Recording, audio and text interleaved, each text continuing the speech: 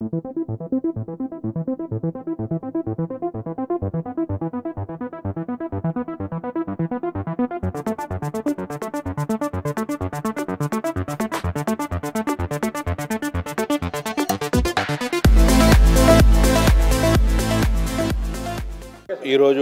జాతీయ ప్రపంచ వినియోగదారుల వ్యవస్థని ఏర్పాటు చేసినటువంటి సందర్భంగా ఈరోజు మన యొక్క వినియోగదారుల సంఘం ఏర్పాటు చేసినటువంటి సమావేశంలో ఈ దేశంలో వినియోగదారులకు జరుగుతున్నటువంటి అన్యాయాలపైన దాన్ని ఏ విధంగా ఎదుర్కోవాలనే దానిపైన చాలా విస్తృతమైనటువంటి చర్చలు జరుగుతూ ఉన్నాయి. డిఫరెంట్ సెషన్స్ని పెట్టారు, డే లాంగ్ సెషన్స్ పెట్టారు.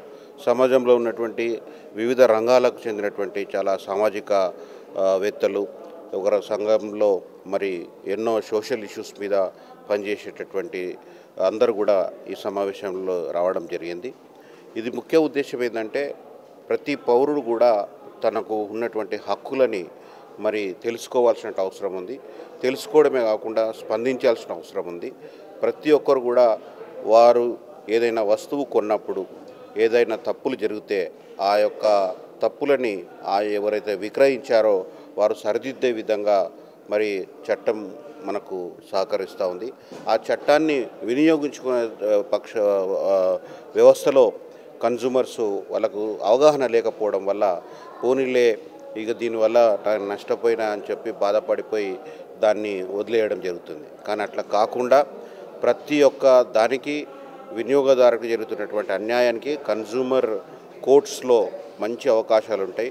దీనికోసము ప్రత్యేకంగా అడ్వకేట్ని పెట్టుకోవడం కానీ లేకపోతే కోర్టుల చుట్టూ తిరగడం కానీ అటువంటి అవసరం లేకుండా ఎవరికైతే అన్యాయం జరిగిందో వాళ్ళే మరి కన్జ్యూమర్ కోర్టుకు వెళ్ళి తెల్ల కాగితం మీద వారికి వచ్చినటువంటి భాషలో పిటిషన్ పెట్టినప్పటికీ కూడా యాక్షన్ అత్యంత త్వరితగతంగా మరి తీసుకోబడుతుంది. కాబట్టి అందరూ కూడా ఎవరికి ఎక్కడ వారు కొన్నటువంటి యొక్క వస్తువుల విషయంలో కానీ వాళ్ళకు ఇచ్చేటటువంటి వినియోగించుకునే సేవల్లో ఏదైనా తప్పులు జరిగితే ఆ యొక్క కన్జ్యూమర్ కోర్టుని ఆశ్రయించి వాళ్ళ హక్కులను కాపాడుకోవాల్సిందిగా ఈ యొక్క సమావేశం ద్వారా అందరికి కూడా విజ్ఞప్తి చేయడం జరిగింది.